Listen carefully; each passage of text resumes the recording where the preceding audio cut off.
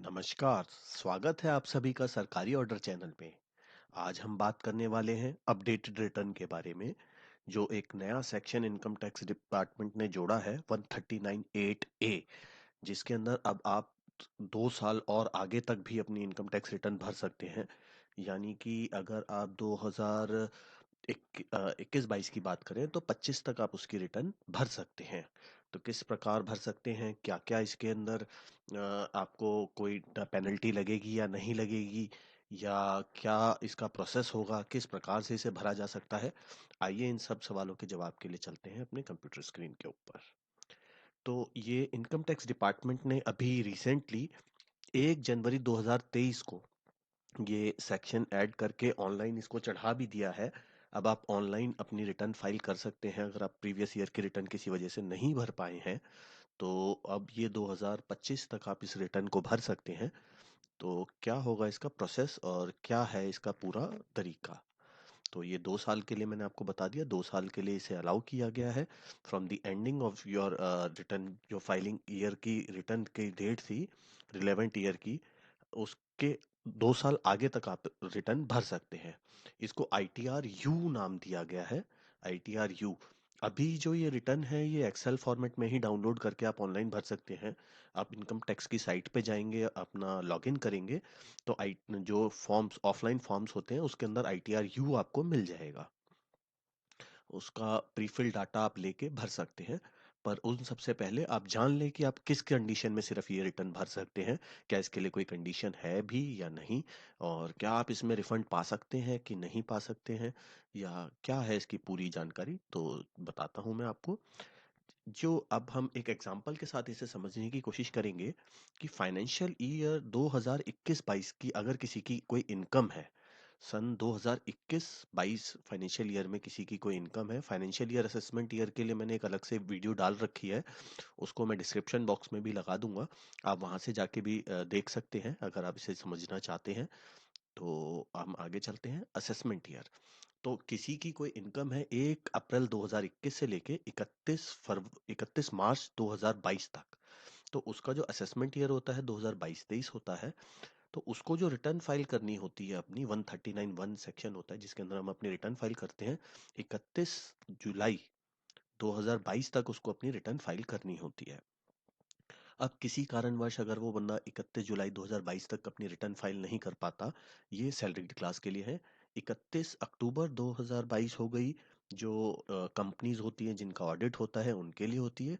और 30 नवंबर हो गई, जो लोग ट्रांसफर प्राइसिंग वगैरह वाले होते हैं, ये उसके लिए डेट होती है। तो अब हम बात करते हैं, मान लीजिए हम 31 जुलाई तक अपनी इनकम टैक्स रिटर्न फाइल नहीं कर पाए, जो डेट्स हैं वो निकल गई 139(1) में, तो अब हम क्या करते हैं। तो उस कंडीशन पे हमारे पास एक ऑप्शन होती है 139(4) की, जिसमें हम अपनी बिलेटेड रिटर्न भरते हैं 31 दिसंबर 2022, यानी जिस भी ईयर की मैं बात करूं उसके 31 दिसंबर तक हम भर सकते हैं। वो बिलेटेड रिटर्न होती है, विद लेट फीस होती है, विद इंटरेस्ट होती है, बट फिर भी हम भर सकते हैं, अपनी रिटर्न दिखा सकते हैं। बट अगर आपकी वो डेट निकल जाए तो उसके बाद हमारे पास कोई ऑप्शन नहीं होती कि हम अपनी रिटर्न भर पाएं। यानी कि हमारी जैसे 21-22 की इनकम है, तो 22 की 31 दिसंबर तक हमारे पास ऑप्शन होती है। अगर यही मैं बात करूं 2022-23 की, तो 31 दिसंबर 2023 तक की हमारे पास ऑप्शन होती है। पर अब गवर्नमेंट ने हमारी जो फाइनेंस मिनिस्टर है निर्मला सीतारमन जी ने एक नया सेक्शन इसके अंदर इनकम टैक्स एक्ट में डाला है, 139(8)(a। ये सेक्शन है 139(8)(a। इसमें अब हमारे पास क्या ऑप्शन आ गई है, 2023-24 और 2024-25, इस तक भी हम इस रिटर्न को भर सकते हैं। तो अब ये तो हमारे लिए बहुत ही खुशखबरी की है कि भाई अरे अब हमें क्या जल्दी है, 2023 की है में भर देंगे, अगर 23 में भी नहीं भर पाए तो 24 में भर देंगे, 24 में भी नहीं भर पाए तो 25 में भर देंगे। इतनी क्या जल्दी है हमें अभी से इनकम टैक्स भरने की। तो नाना रुक जाइए, जरा ध्यान से समझिए कौन भर सकता है इस रिटर्न को। इसमें शायद पेनल्टी के भी प्रावधान है, तो आपको अपनी रिटर्न समय पे ही भरनी है। पर अगर किसी कारणवश नहीं भर पाए, कोई भी रीजन रहा हो जिसकी वजह से आप ना भर पाए हो, तब आपके लिए ये ऑप्शन है। तो हम जान लेते हैं कि इसमें क्या-क्या हमारे को नुकसान हो सकता है अगर हम आगे भरते हैं। तो पहली बात तो मैं आपको ये बता दूं, इसमें आपका जो टैक्स था वो आपको भरना पड़ेगा, सेस भरना पड़ेगा उसके ऊपर, इंटरेस्ट लगेगा उसके ऊपर, 234F की जो 5,000 की पेनल्टी है वो भी लगेगी, कोई अगर लेट फीस और कोई चार्जेस होंगे तो वो भी इस पे लगेंगे। प्लस अगर आप ये इनकम अगले फाइनेंशियल ईयर में भर रहे हैं, 2023-24 में भर रहे हैं अगर, तो आपको इसके अंदर 25% एडिशनल टैक्स देना होगा। ये जो पूरा अमाउंट आया है आपका ऊपर, टैक्स, सेस, इंटरेस्ट, पेनल्टी, इस सब का टोटल का 25% आपको एक साल में देना होगा। और अगर उससे ज्यादा है, मतलब आप अगर उससे भी अगले फाइनेंशियल ईयर में भरते हैं, तो ये 50% हो जाएगा। यानी कि टैक्स, सेस, इंटरेस्ट सब मिला के, मान लीजिए आपका ये सब मिला के किसी का 10,000 रुपये बनता है, तो 10,000 का 5,000 रुपये और, यानी कि 15,000 रुपये उसे भरना पड़ेगा। तो इसलिए फायदा यही है कि आप इसको जो अपना फाइनेंशियल ईयर का टाइम होता है 31 जुलाई, तब तक अपनी रिटर्न जरूर फाइल कर लें। और इसके अलावा भी बहुत सारे पॉइंट्स हैं जो हमें जानने बेहद ज़रूरी हैं कि कौन कौन इसको रिटर्न को भर सकता है। ये तो बात हो गई कि ठीक है हम पेनल्टी भर देंगे और हम अपना टैक्स भर देंगे, कोई बात नहीं। अब यहाँ पे एक सवाल आता है, बहुत सारे लोग ऐसे होते हैं जिन्होंने रिटर्न तो फाइल नहीं की, पर वो अब रिटर्न फाइल करना चाहते हैं, कारण कि उनको अपना रिफंड लेना है। वो चाहते हैं कि मेरा रिफंड रह गया था तो मुझे अपना रिफंड ले लेना चाहिए। तो मैं अब तो मेरे पास ऑप्शन है और मैं जाके इस टैक्स को भर देता हूँ, रिटर्न को फाइल कर देता हूँ ITRU को और मुझे रिफंड मिल जाएगा। तो भूल जाइए, ऐसा बिल्कुल नहीं है।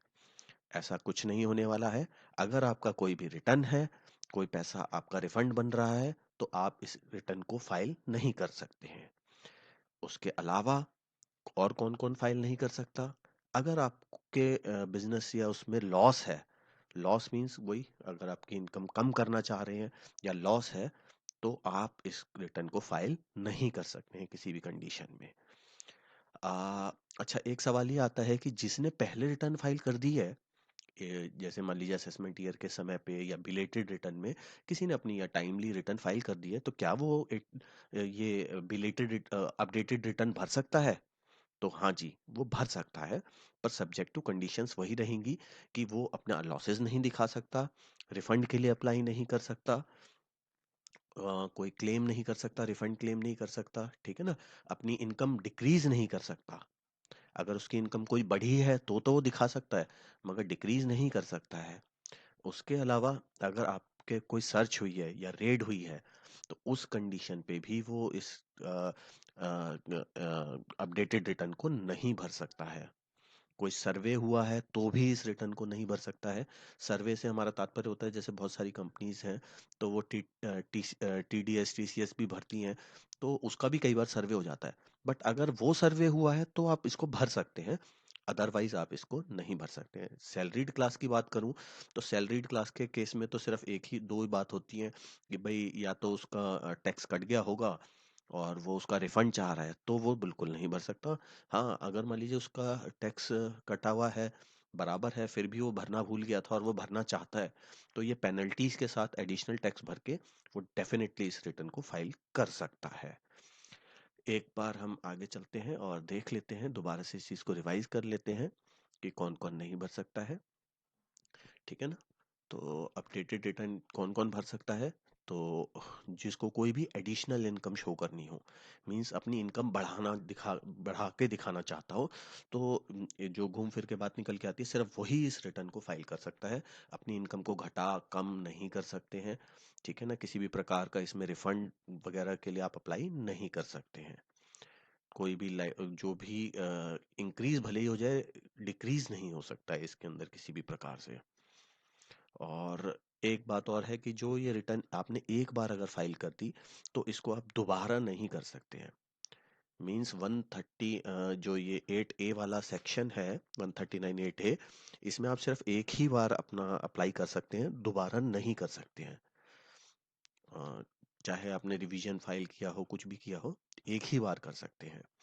तो मैंने आपको पहले बता दिया था, अगर आप पूरी जो समय सीमा होती है वो निकलने के बाद करते हैं, तो 25% पहले साल में और अगले साल में 50% एक्स्ट्रा आपको टैक्स भरना होगा, जो भी आपका टोटल आएगा इनकम, और जो भी आपकी टोटल, सॉरी, जो आपका पूरा टैक्स होगा, सेस होगा, पेनल्टी होगी, इंटरेस्ट होगा, उसका 25, उस पे पूरे पूरे अमाउंट पे 25% पहले साल में और 50% अगले साल में। तो इसी प्रकार से आपको ये सारा भरना पड़ेगा। तो इससे जो पूरी बात निकल के आती है, समझ आती है, वो यही है कि ये जो सेक्शन बनाया गया है, ये सिर्फ इसीलिए बनाया गया है कि अगर आप सरकार को अपनी इनकम शो करना चाहते हैं और सरकार को आप टैक्स और देना चाहते हैं, तभी आप भर सकते हैं। अगर आप ये सोच रहे हो कि मैं अपना रिफंड ले लूंगा पुराना बचा हुआ या कुछ, तो उस कंडीशन में ये एप्लीकेबल नहीं है बिल्कुल भी। अगर आप इस प्रकार की इनकम टैक्स से रिलेटेड, साइबर क्राइम से रिलेटेड और गवर्नमेंट ऑर्डर्स से रिलेटेड, कि जो भी नई नई ऑर्डर्स आते हैं उसके ऊपर पूरी जानकारी चाहते हैं, या आप चाहते हैं कि किसी पर्टिकुलर ऑर्डर पे मैं कोई वीडियो बनाऊं, तो आप नीचे कमेंट बॉक्स में डाल सकते हैं। और अगर आपको मेरा ये वीडियो अच्छा लगा हो तो इसे लाइक करें, शेयर करें अपने दोस्तों से, सब्सक्राइब करें मेरे चैनल को, ताकि आपको इस प्रकार की इन्फॉर्मेशन सबसे पहले आपको मिल जाए। बेल आइकन को ज़रूर दबा दीजिएगा ताकि नोटिफिकेशन आपको आ जाए कोई नई वीडियो आती है तो। और लगभग मैं हर रोज़ ही एक ना एक वीडियो डालता हूँ, तो आपको बहुत अहम जानकारियाँ, जो बहुत इम्पोर्टेंट आपकी रोज़मर्रा की ज़िंदगी में इम्पोर्टेंट जानकारियाँ हैं, वो आपको मिलती रहें। तो प्लीज़ मेरे चैनल को सब्सक्राइब करें। धन्यवाद।